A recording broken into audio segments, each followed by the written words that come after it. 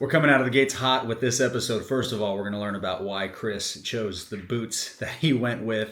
It was a really great and compelling story, and maybe there's a lesson to be learned in there somewhere, but we actually get into talking about why do we gravitate towards how something works when we're talking about our product or our business versus why it's important. And you're really going to love this because Chris even challenged me, which I like the challenge. He put me on the spot. We're talking about how I position alchemy or how I position my mission. So it's going to be really valuable. I think you're going to enjoy it. If anything, you're going to enjoy him pressing me on that because we're all learning and growing here, taking the ordinary and turning it into the extraordinary. So I hope you enjoy it. Well, fuck, hey, this is my third time telling this story. There's the boots. I wore my work boots because I knew we were going to do work today. But then the other thing is I got a new motorcycle, and that's it right there. Yeah.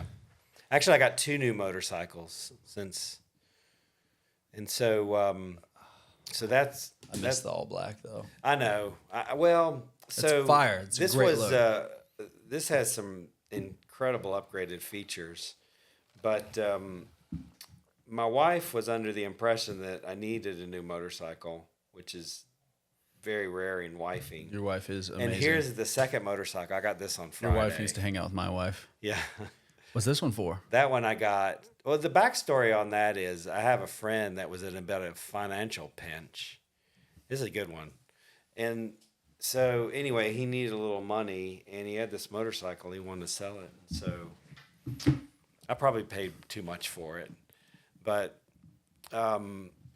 so that one doesn't run. So that's a fixer-upper. Okay. So I'm going to fix that up. But the whole point is that the new bike that I got is a little tall for me.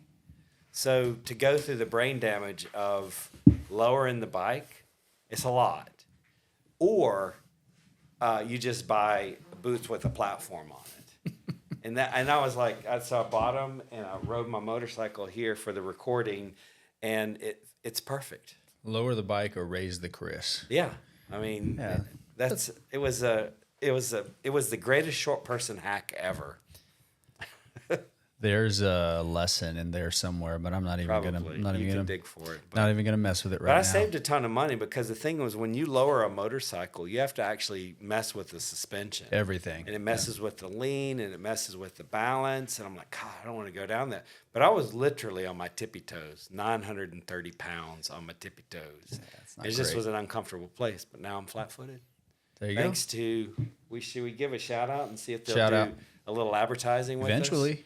Yeah, I don't even know what this brand is. Right now we have tens and tens of subscribers, care. but one day it'll be thousands and millions of people. You know what I thought about doing on a podcast? See what you think about this. Is just shout out like some really high brands. We want to thank. You want me to do it now? Do it. We want to thank Apple for sponsoring this. We have all of our Apple products, and then. I bet they would get mad. They probably do a cease and desist. And I was like, well, we're advertising for you for free. Exactly. Yeah. Exactly. I mean, Apple sells itself, so they don't need it. But shout out Apple, shout out Rode, shout out the Wandering Cup. The Wandering Cup. The Wandering Cup will appreciate that. That is a good brand to promote. They'll appreciate it. Well, we're jumping right back into it. I like the story, especially after accidentally kicking the thing unplugged. I think Leah has a rein on this now. I think we're good to go. Well, last episode we were talking about just getting you introduced and sharing a little bit of your background. I wanted to jump into something you said last episode that I feel like the people were just waiting. They were like, I can't wait for the next one because I need to know what Chris has to say about this. You talked about people thinking, why is it important, or emphasizing how something works versus why it's important. And you said that that's popular or common in the tech industry. I think it's common in every industry. But it is. You're because right. people will talk about selling insurance or selling a home, and they'll just lean into the mechanics versus the why, because that's easier. And I get that.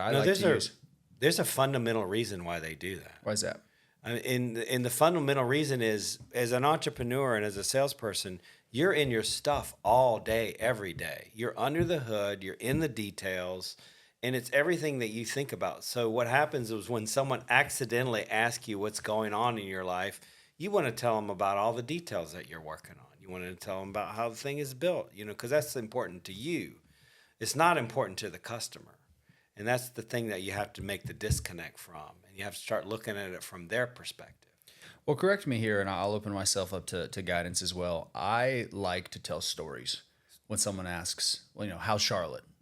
I was, well, let me tell you about the P&L, and let me tell you, yeah, it's so boring. No one cares about that. I like to tell a story. Like we connected with this guy, Connor, who's building this IT company, and, we've really enjoyed building with him and tell his story, or Martingley, or just telling the culture, or telling a story.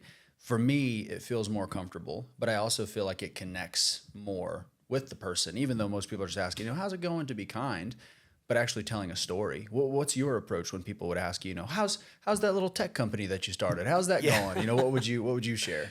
I mean, I always like to go within results. What we're doing is I'll say it's incredible. We're freeing up tons of times in these accounting departments, like 5, 6, 7,000 hours. And the weird thing is, it actually pays for itself. It's the craziest thing. That's what I would tell someone. That would be my elevator pitch. Mm-hmm. And by the way, so I have a book coming out, which is the big impetus behind. And don't let me forget, I have a question for you. Okay. I want to flip the script a little bit, but I have a book coming out probably. So as of this recording, we're in September 2025. So the book is probably going to be out at the end of October, early November.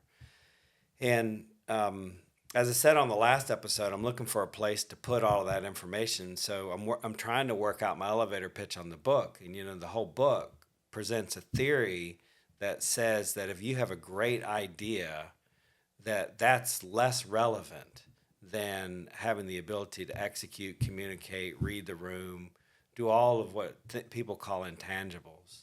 And so the book's job is to help people understand that there's more than having a great idea, that it takes a lot more than just a good idea. And the whole point behind it is, hopefully getting back on topic a little bit here, the whole point behind that is that it's all about how you communicate. So you asked me, what do I think about stories? I think they're fantastic. I get all of my creative juices from, or can I say juices? Absolutely. Is that okay? Maybe we should get. Kids might call you cringe. It's fine. I live to make these Gen Zers cringe around me. Is cringe good or bad? It's very bad. Okay.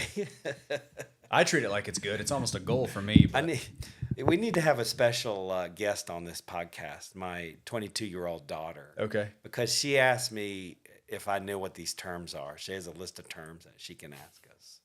So anyway, I get all of my creative information from juices from podcasts and documentaries, especially documentaries.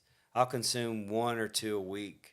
And the reason is because I have the ability within a documentary, even though a lot of them are edited, but I have the ability within a documentary to take myself out of my world and put myself in somebody else's world just for a little while. So your point behind stories does the exact same thing. As long as the story has some kind of, drama to it. When I gave you my pitch, I gave you 2 things that Avid Exchange will do, is that free up a bunch of money and actually pay for itself.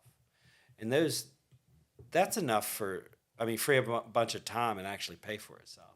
That's enough for someone to kind of be curious about it. I have no problem with that. I love to dramatize stories. So if I was to ask you what are you doing? What are you up to nowadays? I saw something about you selling coffee or something. What is that? Well, bad information. I don't sell coffee. I sell the people that sell coffee. Okay. In the Wandering Cup and Mel and Emma and that crew over there. But I'm figuring out, is it possible to take this mission of Alchemy Co-working that we've established in downtown Gastonia, and now we're reaching into Charlotte? Is it possible to take that to every area in Charlotte with 14 locations? Will it work? Will it translate? And here's what I love about that. There's a great mission. There's a great purpose, but that's your purpose. So if I ask you, if we're like in a social setting and you see me as someone who potentially is someone that could, join, because that's something that we do at Alchemy. You know, no one buys or leases or rents anything; they join. So, what would be your elevator pitch? Well, ask me why I want it to translate to these areas. Well, I mean, that might be the good reason. So why is it? It's good. This is good. This is where I like I don't mind subjecting myself, because even that of I'm trying to figure out if it works. That's me in the moment By the way, exercising. I hate doing this. No, I love it. I don't like. I I love don't it. like pinging anybody else. No, you but- said in the last episode you want to make me uncomfortable. So Yeah. we're gonna press here. I love it. I tell our crew all the time, if you stay ready, you don't have to get ready. There you So go. this is I like that someone can challenge me of all right, Keanu, let's see it. So this is But the point is, You're when I fueling me. asked you about your elevator pitch, you told me about the most important thing that was on your mind right now, which is great. But that's the most important thing for you. As a consumer, how would you present it? Well, if I'm telling the story versus I'm pitching, I'm trying to figure this out along the way. Because again, going back to the original question, people like to talk about how it works versus why it's important. And understanding building a business alone in, first of all, 2020, my first business, if it weren't for the people that surrounded me, I would have never made the jump, and I wouldn't have found the success I did to keep going. And those people that surrounded me made it possible.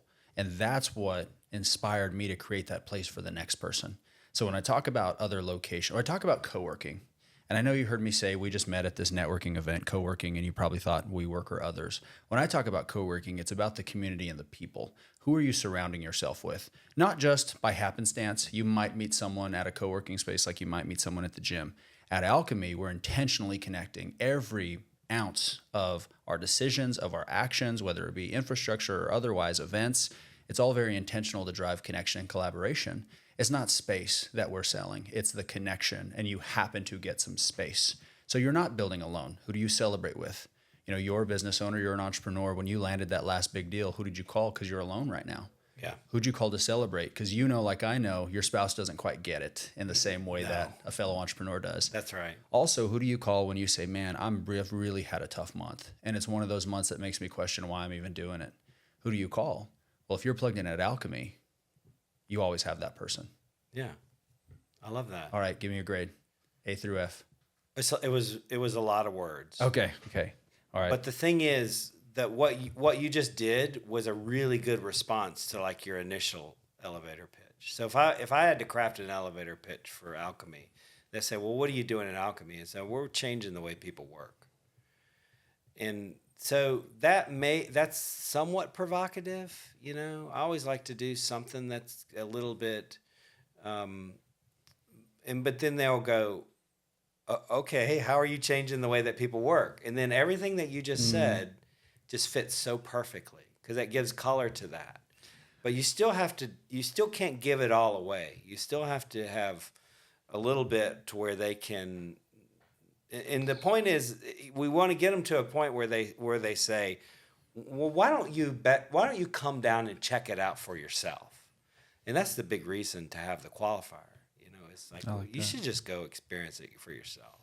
I like that. And you set the appointment. But let's go back to what I originally said, because I was winging it.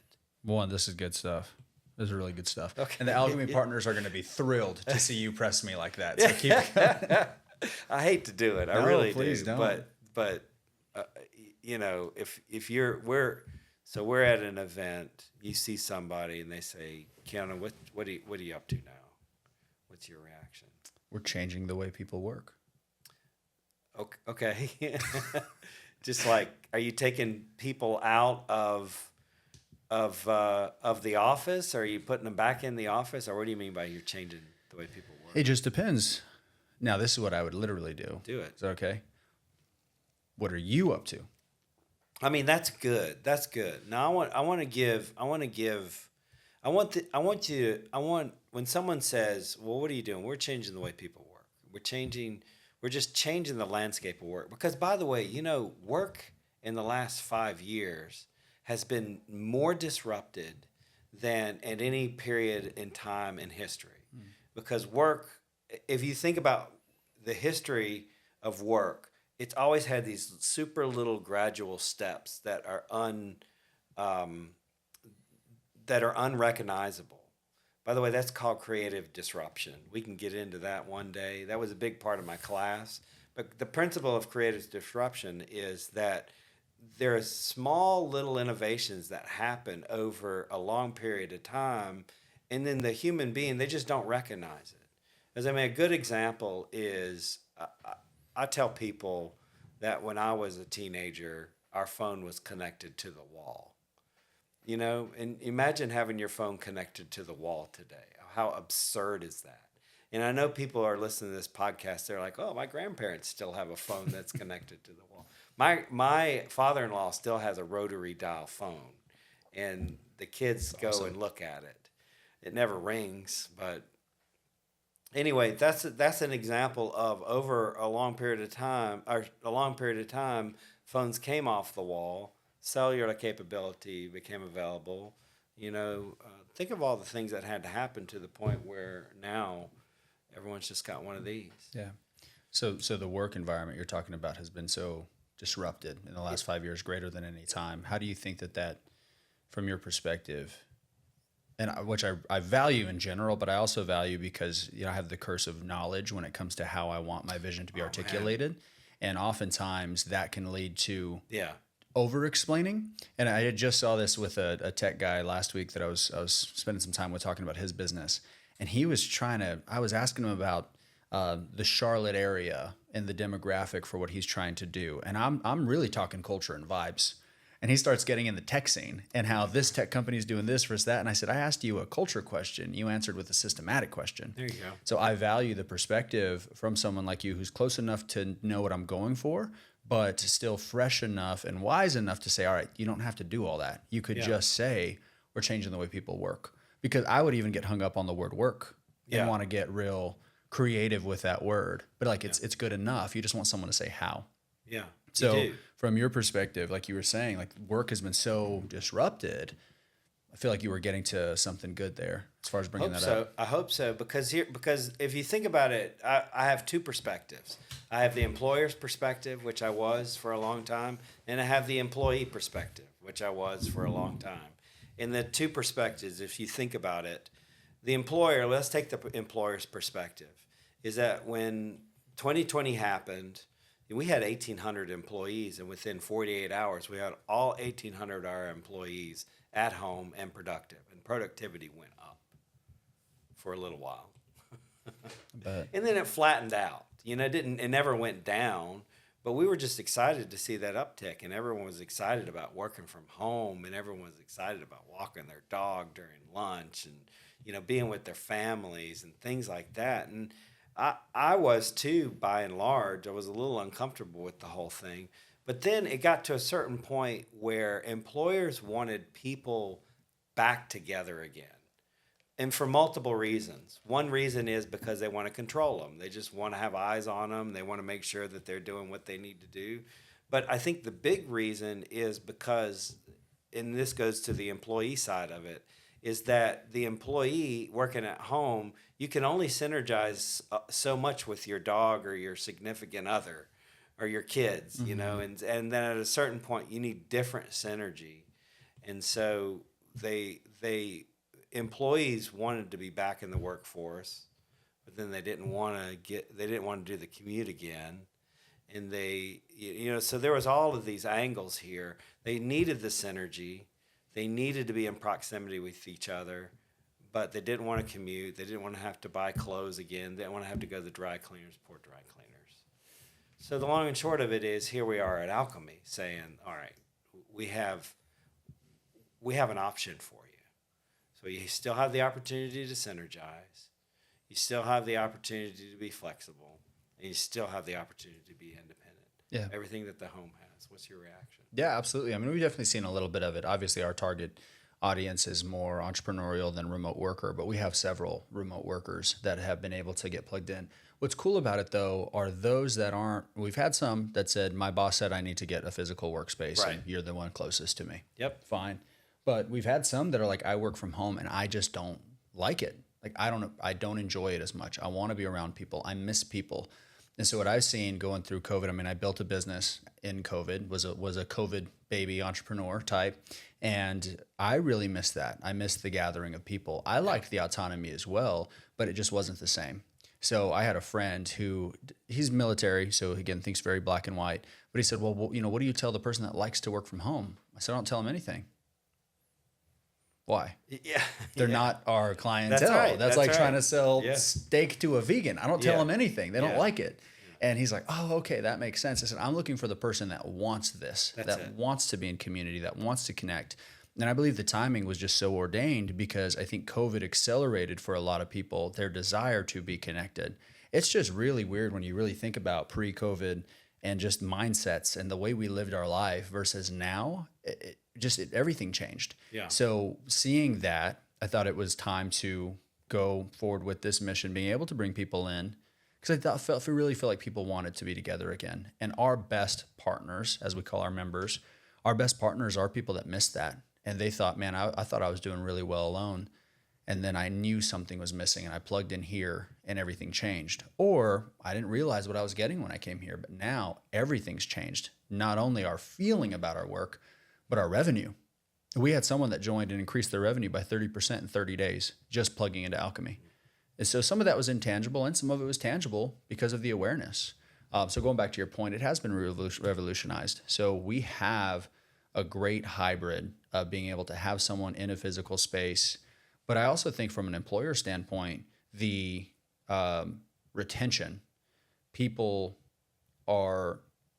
easy to quit a job. It's hard to quit people. So when you have a really great coworker that you really love and enjoy spending time with, well, now it's easier to leave that person because I only see them once every couple of weeks. So I get the tension from employers. I think doing something just to do it without intention, also leading with that why, is kind of silly and sideways. But no, it's definitely a big change. I think Alchemy's been a beneficiary of that change. Yeah, I completely agree because we're here in Gastonia. So if someone doesn't want to do a commute, we got them. And then we have the synergy and community that they need to be productive. Yeah. I think this thing's going to evolve, continue to evolve. I don't think we're out of the woods on this. Is everyone going to remote? Are they going to come in Tuesday, Wednesday, Thursday? Are they going to be at home? So I think, what do you think? Well, we have a mindset about constantly learning, constantly being mindful. We see a bunch of big clients that, for example, I won't say the name right now because I haven't really connected with them yet. They're booking with us, but big financial firm that had 2 buildings, one in Uptown, one in Ballantyne, they shut them both down. They're 100% remote. And the reason being is they asked their staff, "What do y'all want to do?" And they said, "We'd like to be remote."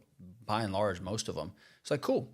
Well, we just saved, you've owned buildings or leased buildings in Charlotte, $100,000 a month between a building in Uptown and a building in Ballantyne. Why not? Why not reinvest that elsewhere or serve our customers better? So we've seen that. We've also seen some pushing towards getting back into the office. But I think for some, it is the byproduct of we don't have culture anymore.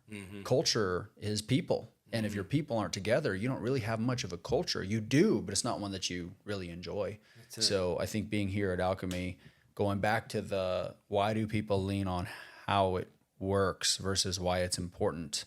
Like you said, it's easy. It's easy to explain how it works and it will register faster. That's because that's what you do all day long. You deal with how it works. But the why is important. That is sticky. And I think it qualifies quickly. It gains interest. Also, it sets you apart. If you're at a networking event, you're in the community and you meet 12 people and they're all talking about how what they do works, it's kind of stale. But why is it important? Why does it matter to you? So even when I'm networking with people, my favorite question asked, someone's like, "Well, what do you do?" I don't mean to answer a question with a question, but I do. Like, well, it just depends. What do you do? Right? Because I want to know what we're going to connect on. I met a great guy, cool guy. You'd like him at an event a couple of weeks ago. And we just talked about what he was doing. So I had nothing to offer him other than just supporting him and hearing his story, making him feel encouraged. If that's it, that's it. Before the person that we see, hey, there's a good fit, then I'll start talking about what we're building here. Yeah. And sometimes maybe it's just, recruiting for the bar a little bit, which is another side project that many people that know me kicked off in this time frame. And then what we have the Cass and Chris show coming to the bar in a couple of weeks. Yeah, right? a couple of weeks. We need to get this out so people can see it. Something like that. September 19th, Cass and Chris at South Point Social. And the thing about that is it's an acoustic duo and the thing is that's really interesting for you is that we've actually practiced. Good. With that's a rarity. Good.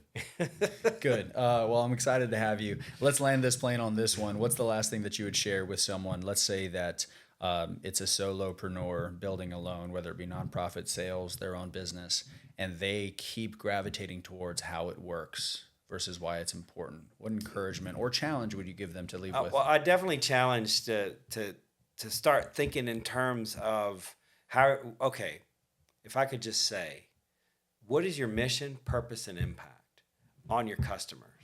If you can answer those 3 questions, and by the way, it's not easy to do. Like I said, it took in the last podcast, it took us at Avid Exchange 7 years to do that, and then it took many more years after that to try and perfect it. I don't even think that they're still there because that has nothing to do with Avid Exchange because Avid Exchange it's a machine, but it's hard to do. But the thing is, how do you physically impact someone's life? You know, what's the material improvement that you have on somebody's life if they do business with you?